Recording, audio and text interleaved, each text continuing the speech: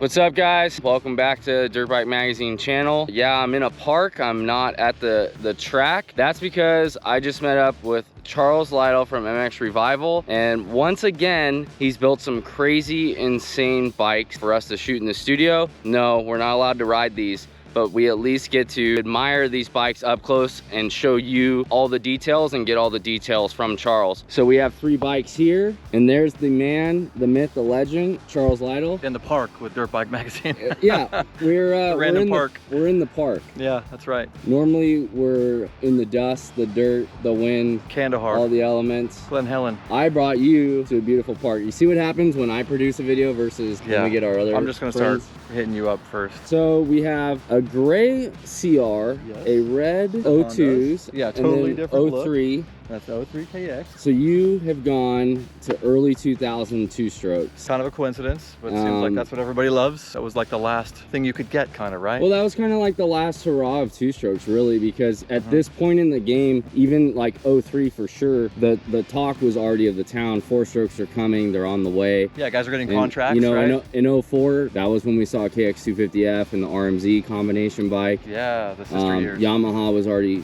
producing a YZ250F, YZ426, Honda had YZ400. one, right? Yeah, so this was like the last little bitter end of these guys before they disappeared off the face of the earth. Yeah, and they're getting harder to find parts for. Hondas specifically, just because the transmission parts are going to run out, you know, they're all kind of going against that, the Suzuki, all of it. So hopefully when you guys bring me a bike to build, your transmission's in good shape and we can kind of save it. Yeah, I'm noticing that, you know, it's like the one that's still holding strong and still producing bikes. Now it's proven a point because you can still find parts for them, the YZ. Yeah, for sure. That's why I've got one. It's the Honda Civic of dirt bikes, I call it. So it's never gonna let you down and always be aftermarket for it. There's 4,700 different body styles and transmission gears galore. So if I was stuck with one bike, I could not have anything but one bike. I'd have a YZ250. Amen, brother. What in the HE double hockey sticks is this? I like that. Yeah. What is this Honda we're looking at? This is a 2002 CR250. Were you gonna say something else? Go ahead. No, I was just gonna say this is cleaner than when it came out of the factory, straight up. That's the goal, right? I actually started this bike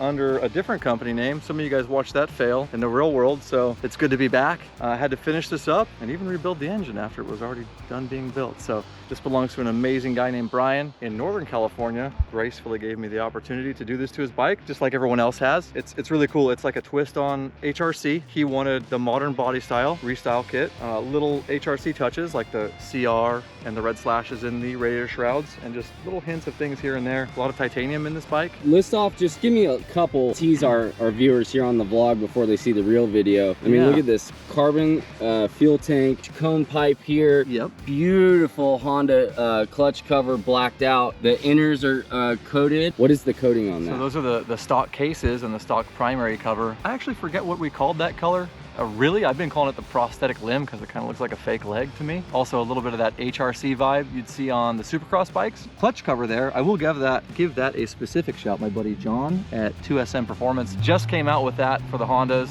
It'll fit the CR250 and 125. He's an amazing machinist and he's up and coming, so check him out. I bolted that on right before I threw this in the truck to come here. So it's actually a pretty special billet part that was just made for me and just anodized like 4 days ago. Other than that, Hugo cone pipe, like you said, Steve-O makes those up in Canada. Little PC carbon stinger, the restyle kit. Adrian's got some of his split clamps on it up front. Decal Works helps out with the seat covers, not on this one, but the others, and decals and plastics, of course. And yeah, W, kind of the usual suspects. A lot of cool stuff. He wanted Electron on this build, so we got a blacked out, a black anodized 38 Pro, and it runs great. Just a cool bike all the way around.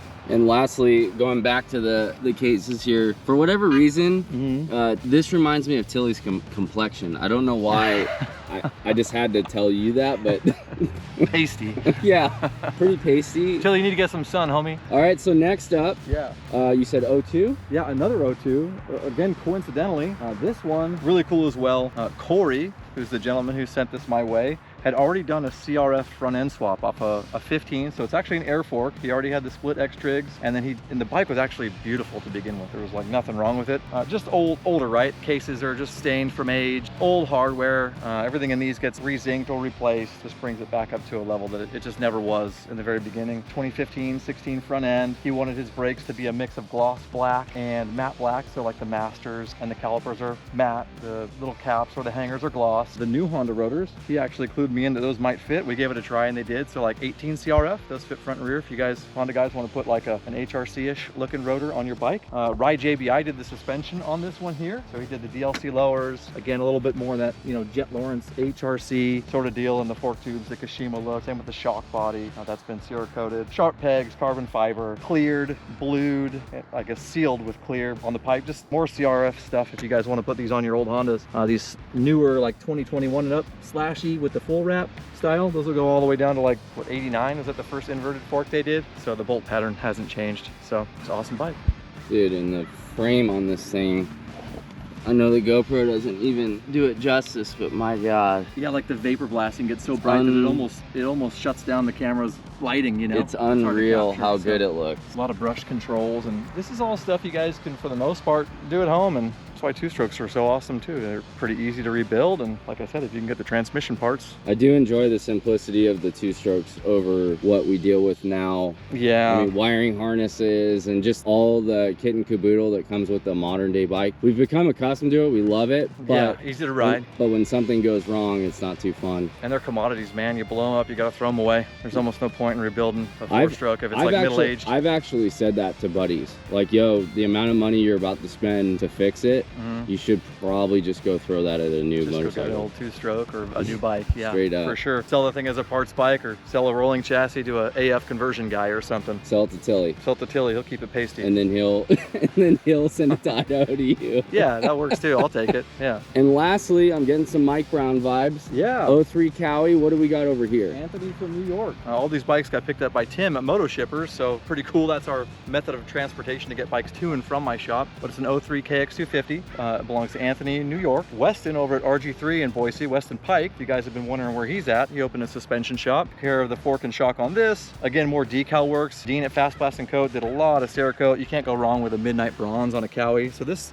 my direction on this was OE Resto Mod, and I also like Pro Circuit race bike look. So tried to give it like an OE theme with a little bit of touches, but not too overdone. So did our best with that. I love the lowers on the forks. Look at that, the Nitride Gold. Super cool. Yeah, and fortunately, you know, Lightspeed still makes a couple things for it. All Balls and Rocky Mountain helped out a ton with all these as far as cables and bearings go. Awesome, they still make all this stuff, and yeah, it wouldn't really be possible if they didn't, so. Yeah, that's what I was gonna say is, I gotta tell you, on this bike in particular, you made it very like era correct, you know? It just reminds me of the factory bikes, very simple, but very, very nice at the same time, which is exactly what this is. You know, it's like a little homage to the original graphics from the year. Yeah. And just really clean, not loaded with a million logos or anything, just totally badass from front to back. Thanks, man. Check out Brett's radiator work there. He does the gussets and the seam welding around the tank so they don't leak. Yeah, you don't see that unless you're checking out the top 10 at Supercross. Pretty cool. That's pretty He's rad. An awesome guy. Everybody takes such great care of me, man. I have the best build team a guy could ever hope for, so there you have it, a little behind the scenes. We're gonna shoot these bikes, photos and video in the next couple days. Charles is gonna go into greater detail on each individual bike. You'll have videos on that on our YouTube channel. Those will be coming soon. Thanks for hanging with us. Thanks for hanging with Charles and checking out these beautiful two-strokes that we're lucky to shoot every time he masterminds some. And until the next one, we'll see you down the trail.